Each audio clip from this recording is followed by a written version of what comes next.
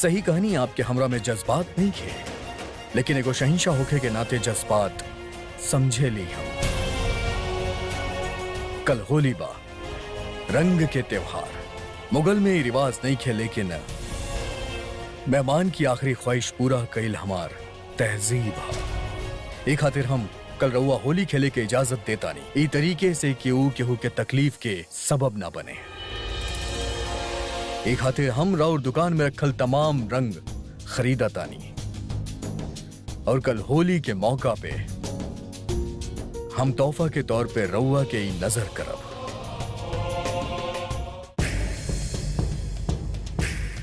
शहंशाह, रउआ जोधा बेगम के सारा रंग खरीदी लेनी, ताकि उनके पैगाम मिल जाए कि उनकर जिंदगी के हर एक रंग हमार मर्जी से हा, और फिर उनका पहला और आखिरी होली हुई हा। हम चाहब कि वो ओकरा के खुश होके मनाए। रउआ हंस रहल बानी? वो ये खातिर कि हम पहला ऐसा औरत देखनी हा जे अपन जिंदगी के बेरंग होकर देख के भी बहुत खुश बिया। सच कहीं शहंशाह, हमार मन कर रहल बाकी हम जोधा बेगम के ऊपर मुकम्मल एगो किताब लिख दें। रवा ओकर चेहरा के रंग उतारे खातिर ओकर सारा रंग खरीद लेला। अच्छा लागल हमके।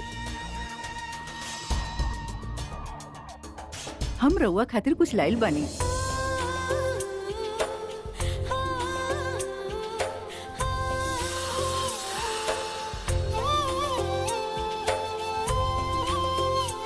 अब हम इजाजत चाहता नहीं।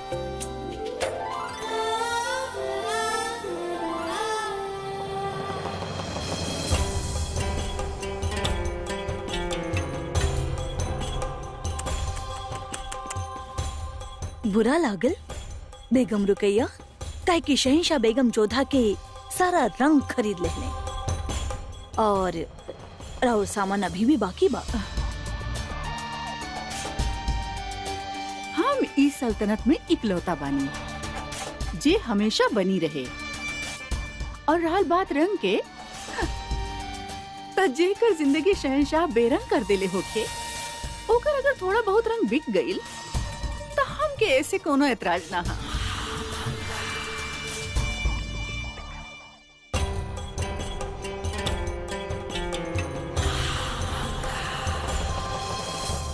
हमके फक्र बा तोहरा पे जोधा, और खुशी भी बा कि तू हमरा खातिर मीना बाजार में दुकान लगैलू। हम सुनले बानी तोहार रंग पूरा मीना बाजार में छा गईल बा। जलाल तोहार सारा रंग खरीद लेलस, का ई सच है? बस राउर आशीर्वाद है अम्मी जान। वैसे शहंशाह के रंग बेचे के पीछे हमारा लक्ष्य कुछ और रहे। ये हमके पता ना रहे। का तू अपन मकसद में कामयाब रहलू? हम चाहत रहनी कि शहंशाह रंग के अर्थ और ओकर महत्व समझ सके। त तू अपन मकसद में कामयाब हो ही गईलू। होली मुबारक होके बेटा। रउआ के पता बा कि आज होली है। हम इस त्योहार के हिस्सा रह चुकल बानी। जलाल गोद में रहे जब हम हिंदू राजा के यहाँ पनाह लेले रहनी। वही साल हिंदू रानियन के साथ होली खेलले रहनी। हम तो जानत ही न रहनी अम्मी जान कि रउआ के हमनी के पर्व के बारे में इतना कुछ पता बा। तोहार मजहब, ओकर कायदा और तहजीब के बारे में बहुत कुछ जाने ली हम। फिर तो रउआ इहो भी समझत होखिए ई पर्व हमरा खातिर कितना बड़ बा। होली के पर्व न केवल प्रसन्नता लेके आवेला, बल्कि बीत गई समय की स्मृति भी साथ में लेके आ जाला। अम्मी जान, हम ना तो ये महल के नियम तोड़े चाहत बानी, और ना ही बहुत तड़क भड़क के साथ होली खेल के केहू के उलझन में डाले चाहतानी। हम तो बस अपन सखियन के साथ या फिर केहू भी प्रसन्नता से हमनी के साथ ये पर्व में सम्मिलित होके चाहे, ओकरा साथ होली खेले चाहेनी।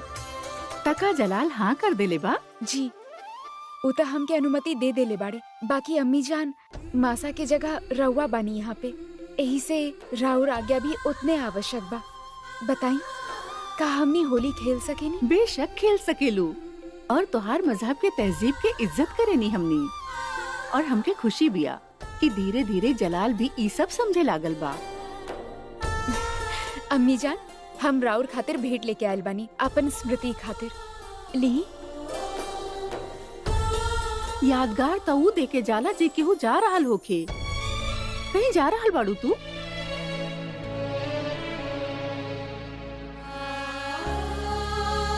अपन बच्चन के आशीष देवे खातिर माता पिता के कोनो भी बहाना के आवश्यकता ना होखेला और ना ही बड़न के भेंट देवे खातिर छोट के कोनो भी अवसर के प्रतीक्षा हमार मन में आयल तो हम अपन अम्मी जान के भेंट दे देनी।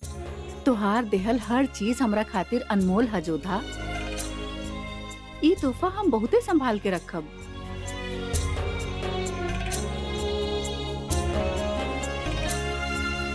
प्रणाम अम्मी जान।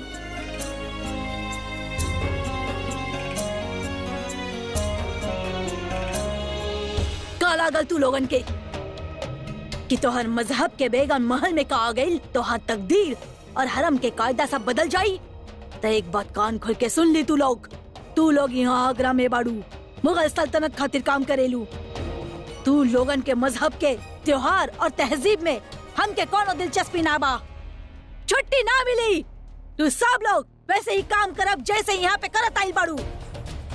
और रोज एगो बात तू लोग के याद दिला दी, जबकि यहाँ मुगल सल्तनत में काम करे खातिर रखल गई बा, त्योहार मनावे खातिर ना।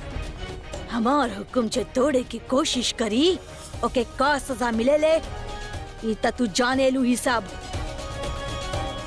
अब दफा हो जाई यहाँ से।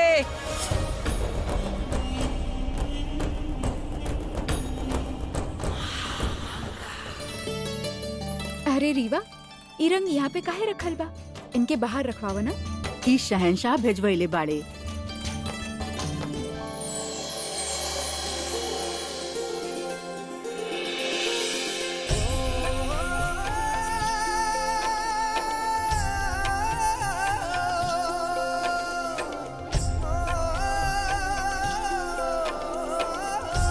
राउर सबके साथ आमेर में होली खेले के कितना आनंद आवेला, है ना सुजामल भाई साहब? रहे दी जो था तब लड़की ऐसे ही कहे नहीं। एक बार विवाह हो जाए तो माया का भूल के पति के रंग में रंग जाए नहीं। देखिए शादी के पश्चात तू भी ऐसे ही करबू। अरे घबराए की आवश्यकता नहीं खे, कौनो समस्या ना आई। हम सब यहाँ पे होली खेलल जाए और वैसे भी यहाँ पे हमनी के जानी ले बेगम साहिबा, ई राउर यहाँ पे पहला होली बा। हमने भी चाहे नहीं कि अपन त्योहार मनावल जाए। बाकी महामंगा जी हो सकेला उनके केहू सूचना ना देले होखे, काहे कि शहंशाह और अम्मीजान स्वयं हमनी के होली खेले के अनुमति देले बाड़े। तब फिर भय कौन बात की? तू सब हमरा साथ होली अवश्य खेलबू। ईश्वर के कोटि कोटि धन्यवाद। रउआ के यहाँ भेज देले। रउआ के सहारा पे यहाँ पे सांस लेवे के स्वतंत्रता तो मिली। अब धन्यवाद छोड़ी और रंग के रंग में डूब जाएं।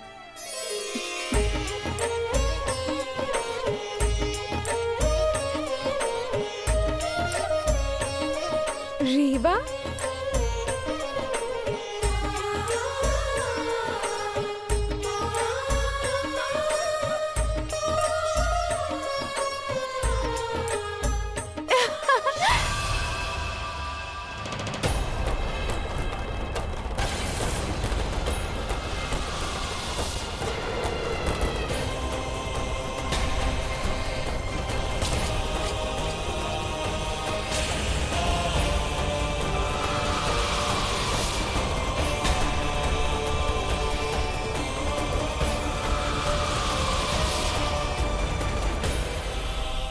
हमके क्षमा कर दी महामंगा जी।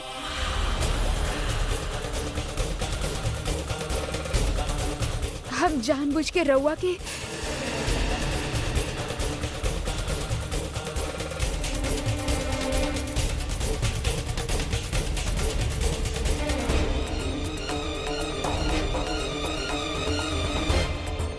कुछ ठीक न भइल रानी सा।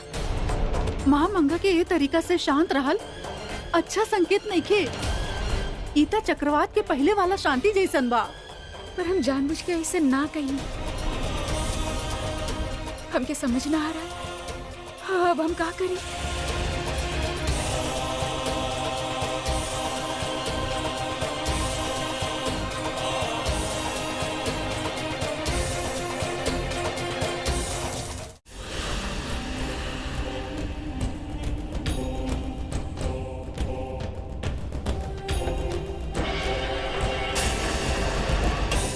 ये रंग ना धुली, ये ऐसे ही रही। रेशम शहंशाह के जाके बताई कि बेगम चौदह हमरा पे जानबूझ के होली के रंग उछालनी है। जाओ। बादशाह सिर्फ सियासी ही ना बल्कि मजहबी और रियाया से जुड़ल तमाम मालूमात के जिम्मेदार होखेला। दुनिया भर में यही खातिर बादशाह के खुदा के नुमाइंदा कहल जाला, काहे कि ओकरा कंधा पर इंसाफ के वजन होखेला और जब कोनो कश्मकश होखे तब मजहबी इल्म से ओके सही राह दिखावे में मददगार साबित होखे के बा। सुभान अल्लाह। मजहब इंसान के कितना कुछ सिखावेला मौलवी साहब। ये सिर्फ एगो इल्म ही ना बल्कि एगो रास्ता बा जिंदगी के समझे और ओकरा जिए के। गुस्ताखी माफ शहंशाह, लेकिन महल में गजब हो गई। का हो गई? जी दरअसल वजीर आलिया महामंगा उनके का भइल बड़म्मी के? हमके बतावा रेशम, तहार जबान का है लड़खड़ात बा। हुजूर, जोधा बेगम होली खेलत समय वजीर आलिया महामंगा के होली के रंग से सराबोर कर देले बनी। वजीर आलिया सख्ते में बनी। लाहौल वला कुव्वत, ये तो कुफ्र बा, ये तो गुस्ताखी है। और ये गुस्ताखी अगर शहनशाह के बेगम के लिए होखे तो ये गुनाह अजीम है।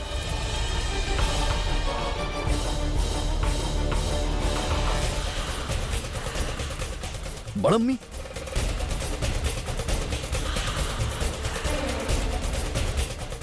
देखी जलाल, राहुल बेगम चौथा राहुल बड़ी अम्मी के का हालत कर देले बानी।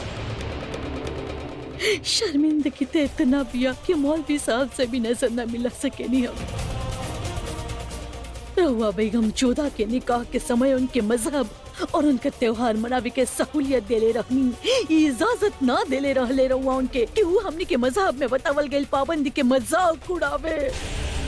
पर हम जोधा बेगम के होली खेले के इजाजत सिर्फ ये उम्मीद से दहले रानी कि ऊ केहू के तकलीफ के सबब न बने।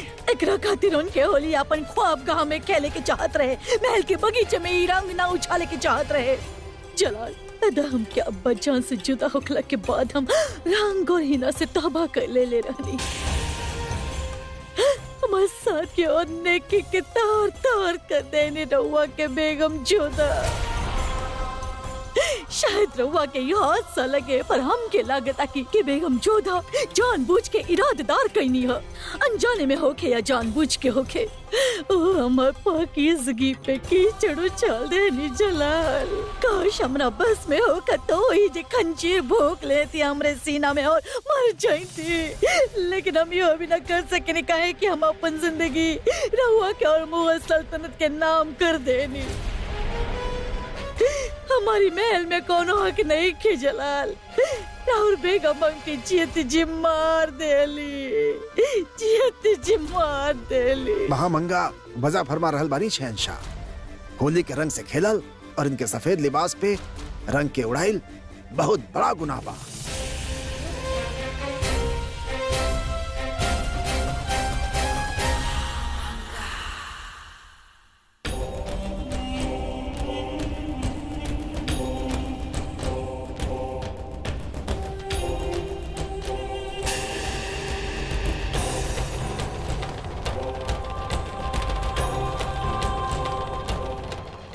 ईता बहुत बुरा भइल। ए तरह केहू पे रंग डालल हमनी के मजहब और तहजीब दोनों के खिलाफ आ। हमके ना लागता कि जोधा बेगम ऐसन जानबूझ के कैले होकी हैं। गैर इरादतन ही सही, पर गुनाह तो उनसे भइल बा भाभी जान। मान रहल बानी, बेगुनाह होके भी ए बार गुनाह कर देले बानी जोधा बेगम।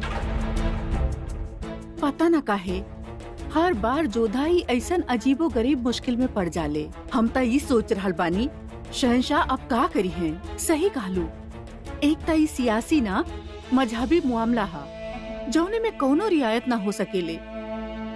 दूसरा ही सीधा महामंगा से जुड़ल बा, ता जलाल भी सीधा तरह से जुड़ गइल बा।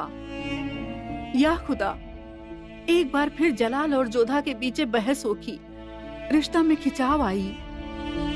या हमार परवरदिगार जोधा की हिम्मत बख्शी हमार मौला। अज्जे कुछ भी भाई ठीक ना भाई, अनजाने में ही सही हमसे बहुत बड़ा पाप हो गए। महामंगा के दिल के कितना ठेस पहुंचा लोगी। बोल हमने के बीवा रानी सा, हमने के एक तरह से बाहर बगीचा में होली खेले के हट ना करे के चाहत रहे। हाँ, बगीचा के आसपास तो सब आवत रहे लेना। ई राउर पहला होली रहे जोधा, हम सबके कारण होकर आनंद निराशा में बदल गईल। एमे तू सब करके कोनो दोष ना हा। तू सब तो प्रयास करत रहलो कि हम आमिर जैसन अनुभव करी। हमके ही सावधानी बरते के चाहत रहे।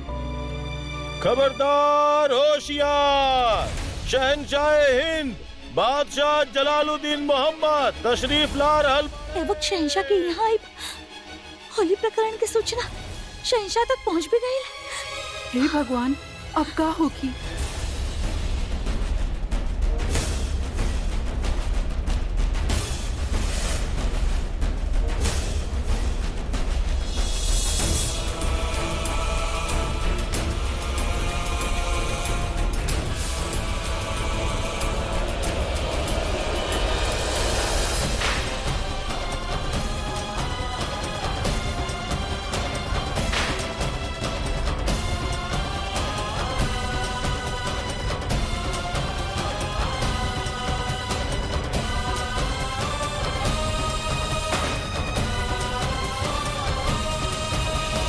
रंग से खेले के बहुत शौक बना रहुआ के तखेली हम बेपनाह रंग बिखेर देनी रहुआ खातिर। चौदह बेगम आज तक आगरा में होली या दिवाली ना मनाई गई।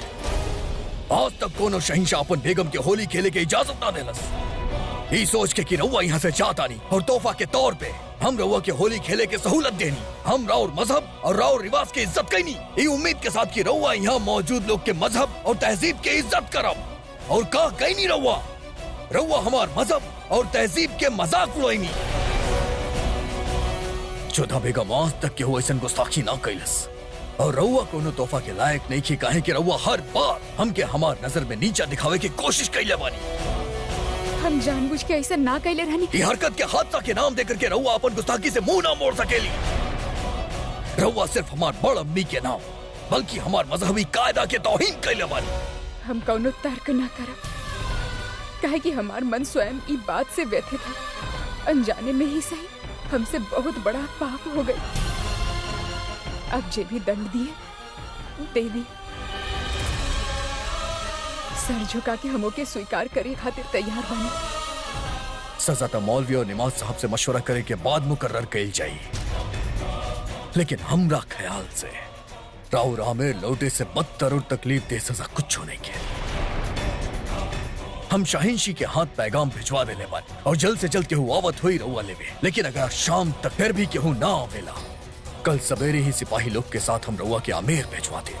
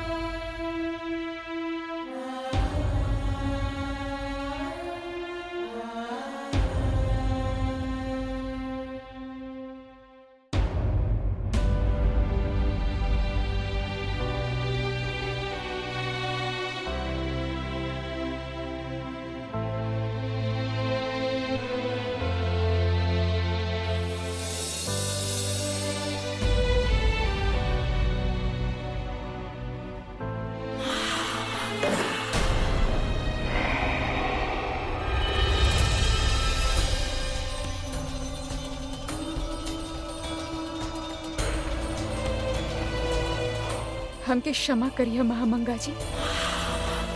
राउर धर्म के विरुद्ध आचरण करे के हमार कोनो मंशा ना रहे। अगर राउर वालिदैन की बात पता चली तकाओ रउआ के माफ कर दे हैं ना। ये अपराध खातिर उ कबो हमके क्षमा न करत और उ हमके जे भी दंड देती हम ओके स्वीकार कर लेती। बहुत खूब। राउर वालिदा यहाँ आइल बानी। राउर वालिदा रानी मैनावती साहिबा रउआ के खुद सबके सामने सजा सुनाई है।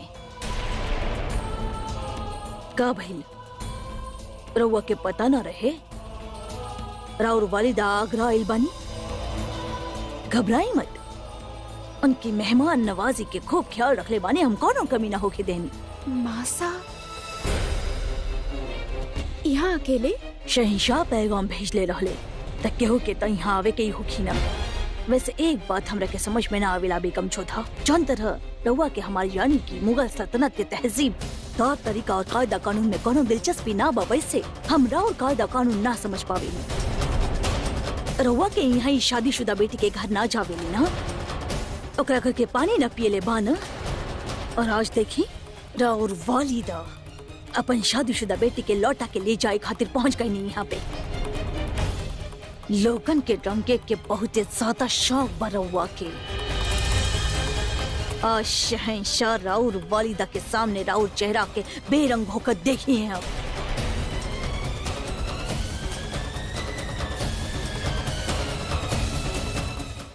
हिमाकत के हाथ हो गए। बेगम भैलते का हमारा अम्मी जान के लिबास खराब करे के इजाजत मिल गई ओकरा के। हम जलाल के मजबूर कर दे क्योंकि कड़ी से कड़ी सजा देवे, ताकि आवाम खातिर एगो मिसाल बन जाए कि कोनो भी इंसान मुगलन के मजहब से मजाक ना उड़ा सके। वैसे गलती तो जलाल के ही बा, बहुत छूट दे रख ले बा ओकरा के, लगाम खींच के रखे के चाहत बा बच्चात के। लेकिन हमार सरताज जोधा बेगम कोनो घोड़ा थोड़ी ना बानी। जलाल होकर लगाम खींचे चाहे ना खींचे, हम राउर जबान जरूर काट कर निकाल। अदहम का कर रहा बानी रउआ? दिमाग के जरा ठंडा रखी। बेगम जोधा के सजा मिल गई बा। जलाल ओकरा के आमिर भेज रहल बाड़े हमेशा खातिर। का? हाँ, वैसे भी बेगम जोधा के आमिर तो जाई के ही रहल, जलाल ही उनके भेजे वाला रहली। अब भी जलाल ही भेजी हैं, लेकिन ई बार नफरत से। और अगर बेगम जोधा यहाँ से शर्मिंदगी से रुखसत हो गई तब महल में वापस आवे की रास्ता उनके खातिर बंद हो जाई और हम फिर एक बार सुकून से रह पाई और हरम में हमारे ही हुक्म चली। जब बगावत की चिंगारी हम बेगम जोधा के आंख में देख ले रही तो हमेशा खातिर बुझ गई। अम्मी जान हमके समझ में नहीं किया आवाज कि रहुआ जोधा बेगम से इतना खौफजदा काहे बानी? काहे कि जे झुकेला ना और इनकार करत रहेला ऊ केहू के भी झुका सकेला। इन नौ बतावे से पहले हम बेगम जोधा के सिर शर्म से झुका देले बानी।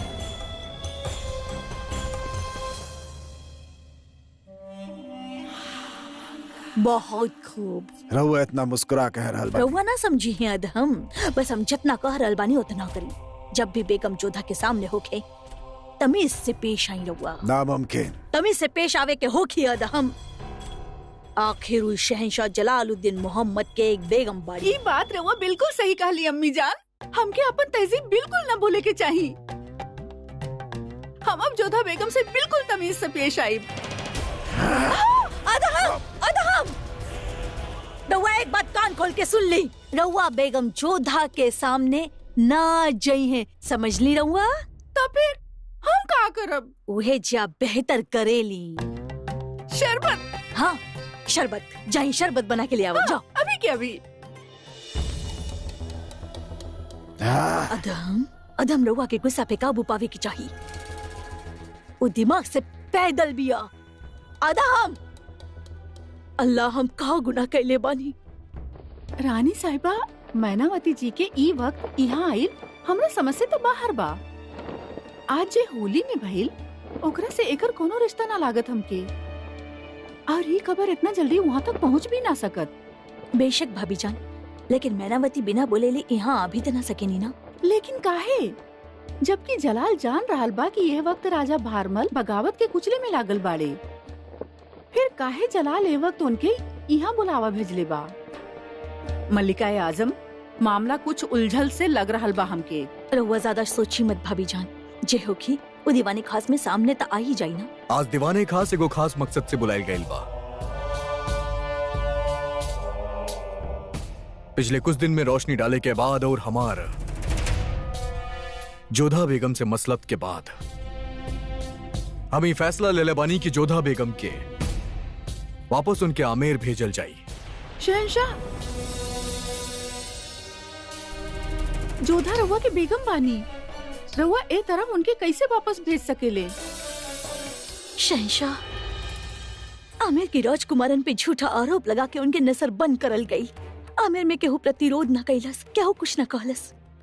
मगर आज यदि राउर अनुमति होखे तो हम कुछ कहे चाहता नहीं।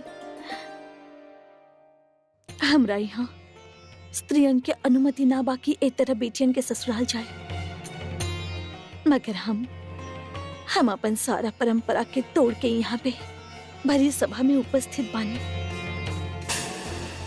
काहे कि हमरा यहाँ माँ जब बेटियन की विदा करेली तो उनके पल्लू में एक सीख बांध के भेजेनी कि अब से ससुराल ही उनकर घर बा।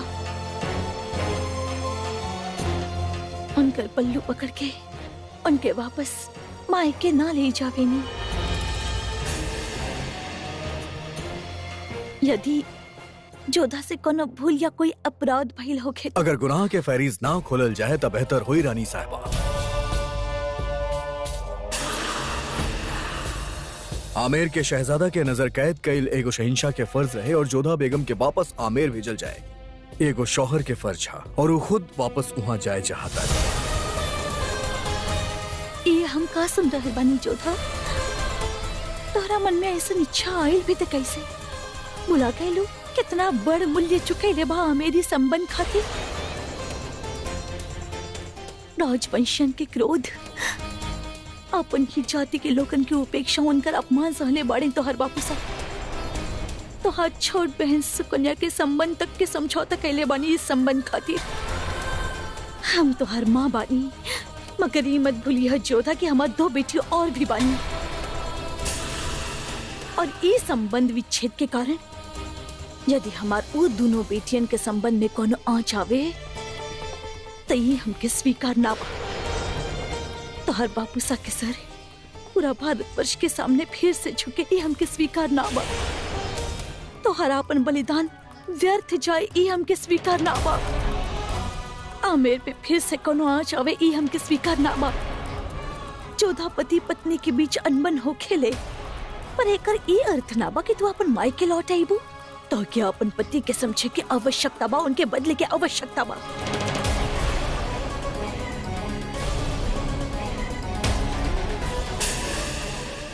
हर सवाल के हल हो खेला जोधा, और तो के ऊ हल ढूंढे के होगी। भले ही तो के ऐसा लगे कि तोहर मासा के हृदय पत्थर के बन गई बा, भले आज के बाद तू हमार मुख कबो ना देखे के चाहबू, अगर तू ए तरह आमेर ना लौट सकेगी।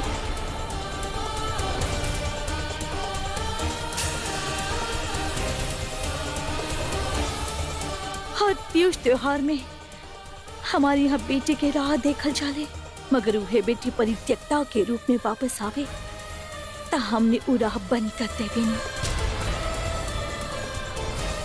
आमेर तो हर मायका रहे और रही, मगर आगरा ही तो हर घर बा। हमार बेटी के डोली आमेर से उठल रहे, हमारी इच्छा बिया की होकर अर्थी आगरा से उठे।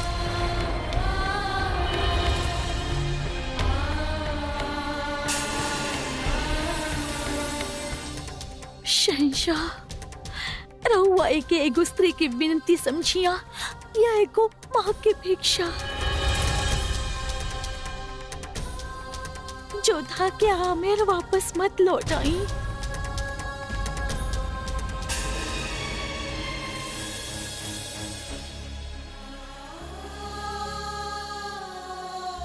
रुक जाई मासा, आप ना चाहतानी ना कि हम आमेर लौटी?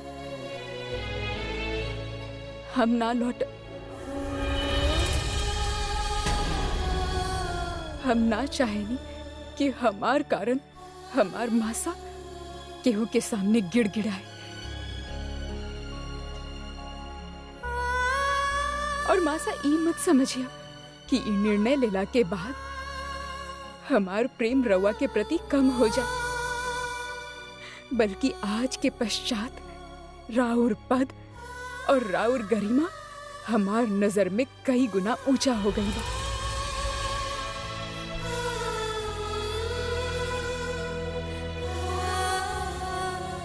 रउआ हमरा खातिर इस संसार के श्रेष्ठ मासा बनी। हम रउआ के वचन देतानी मासा, जोधा मर जाई, बाकी एगो परित्यागता बन के आमेर ना आई।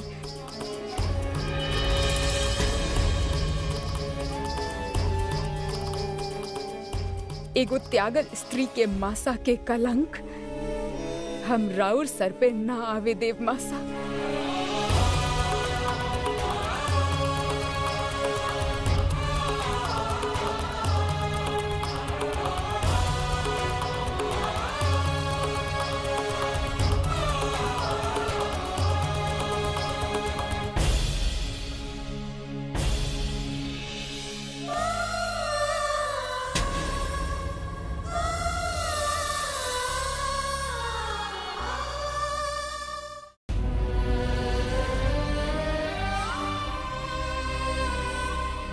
जोधा, हमके कुछ समय खातिर अकेला छोड़ दो मोती, जा यहाँ से।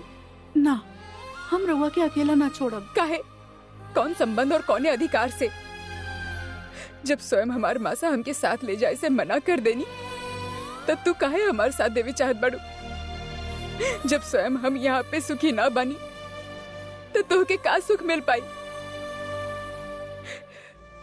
शहंशाह चाहले कि हम आगरा छोड़ दी और मासा हमके आमेर ना ले जाए चाहता नहीं।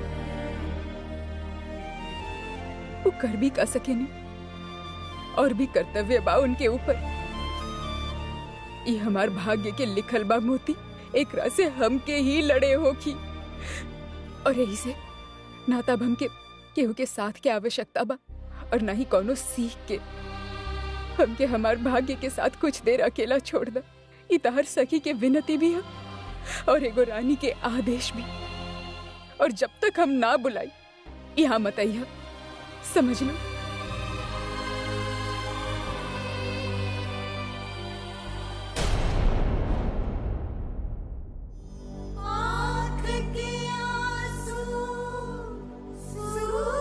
हमार बेटी के डोली आमेर से उठल रहे, हमार इच्छा भी कि होकर अर्थी आगरा से उठे।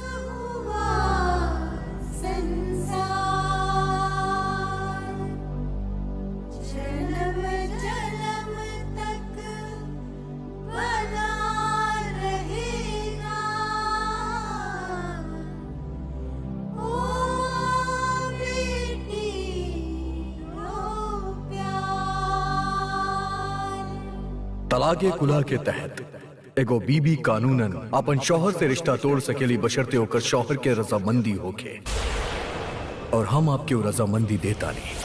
दुखी बाड़ू जोधा, काहे कि तहर मासा तोहके आमेर ले जाए से मना कर देनी।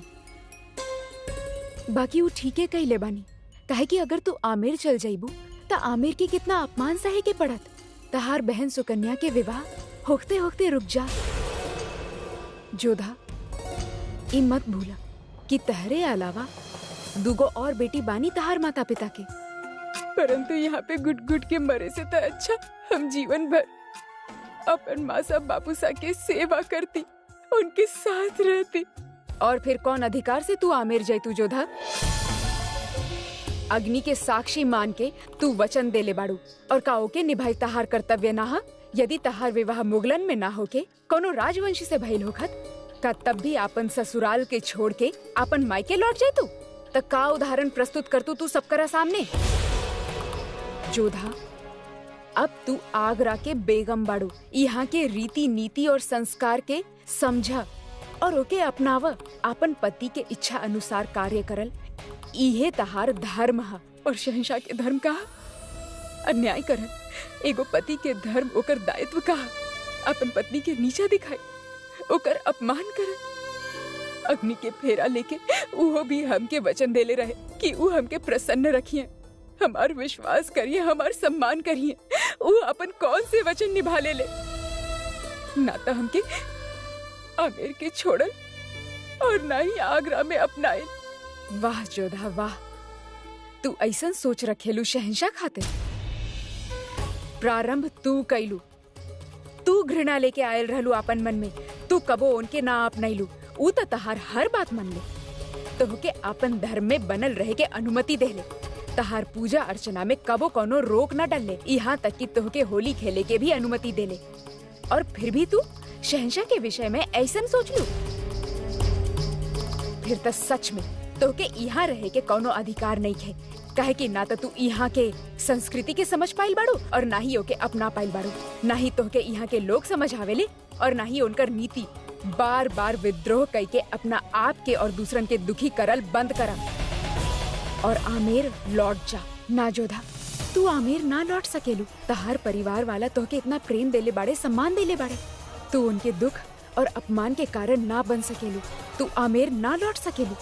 ना जोधा, आगरा में तोहार कौनो स्थान नहीं है, तोहके आमेर जाए के ही होगी। ना जोधा, आमेर से तहार अब कौनो संबंध नहीं है, संबंध आगरा से भी नहीं है। चल जाए यहाँ से। ना, तू आमेर ना लौट सकेलू। ना जोधा, तू आमेर ना लौट सकेलू। ना जोधा, तहार आगरा में कोनो संबंध नहीं। ना जोधा, तहार आगरा में कोनो संबंध नहीं है, तू आमेर ना लौट सकेलू। चल जाए यहाँ, तहारा आमेर जाए के ही होगी। बस चुप हो जाए रवा लोग।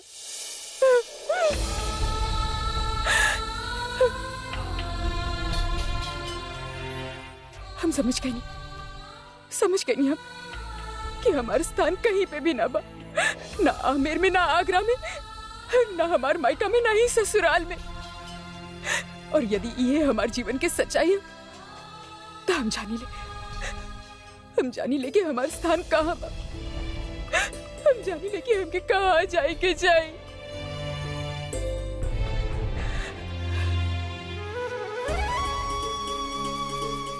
रउआ जाने ले न कान्हा,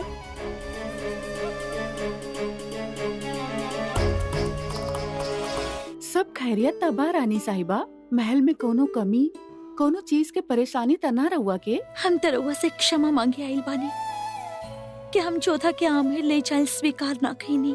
और हम रउआ के शुक्रगुजार बानी, रउआ हमार बेटी के हमसे जुदा होके से रोक देनी। बहुत कड़वा वचन बोलल बानी हम अपन बेटी के, पर सभा में ओकर निर्णय के आलोचना कैले बानी। हम रउआ के ये बता भी आइल बानी कि कोनो जरूरत ना हा।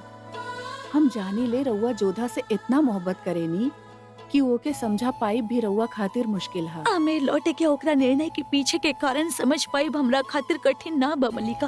बाकी हम जीवन में अनुभव कैले बानी कि पति पत्नी के बीच कोनो अनबन, कोनो मतभेद होखे तो माता पिता के ओके बढ़ावा ना देवे की चाहिए, बल्कि उनके अवसर देवे की चाहिए, साथ रहे के उनके ये अनुभव करावे की चाहिए कि उनके बीच जे पनप रहल बा वो केवल मतभेद बा, मन भेद ना। रानी साहिबा, अक्सर नफरत मोहब्बत में बदल जाले, मगर ओकरा खातिर उनकर साथ रहल आवश्यक बा मल्लिका। यदि जोधा ए समय हमरा साथे आमेर लौट जाई तो उनके बीच दूरी और भी बढ़ जाई। पर रउआ ऐसन होके ना देनी। यकीन मानी, अगर रउआ ई फैसला के मुखालफत ना भी करती तो हम जोधा के यहाँ से जाए ना देती। धन्यवाद, हमके संतुष्टि मिल गई कि रउआ के रूप में आगरा में भी जोधा के एगो माँ बानी।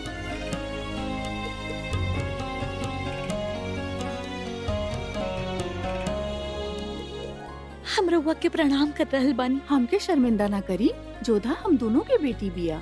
अच्छा, तब आज्ञा दी, हमके तुरंत ही आमेर लौटे के होगी। जोधा के फिक्र मत करिहा, हम बानी यहाँ। नमस्ते।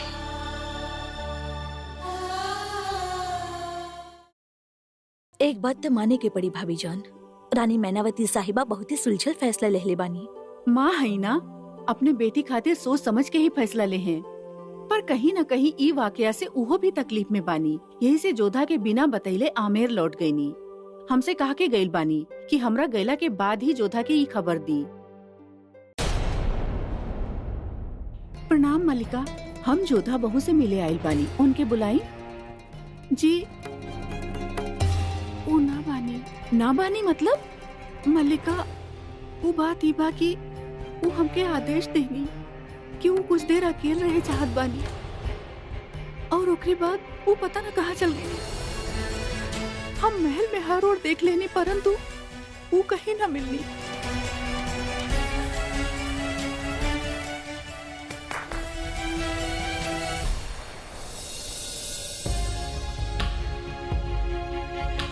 रउआ सब चौकन्ना होके जोधा बेगम की तलाश करिए।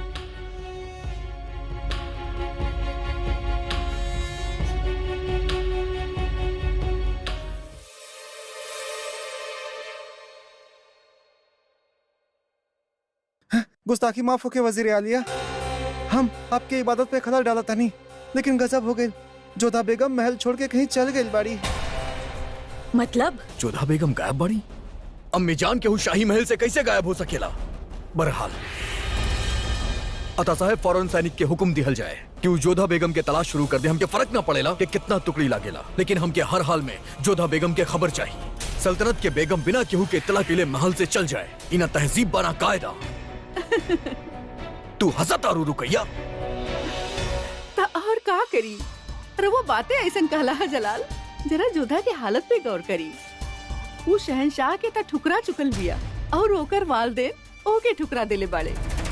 जे औरत के पास ना ही शौहर ना मोहब्बत होके और ना ही वालदेन के सहारा, ओकरा ला कायदा और तहजीब का मायने रखेले। पर हमरा खातिर मायने रखेला रुकैया। मुगल सल्तनत के इज्जत और ओकर रुतबा हमार जिम्मेदारी बा और ओकरा बरकरार रखे खातिर जोधा बेगम के मिलल बहुत जरूरी बा। एगो मर्द खातिर बहुते मुश्किल होखेला एगो औरत के दिल के बात जानना। बाकी हाँ, एगो औरत होखला के नाते हम रउआ के इशारा दे सकेनी।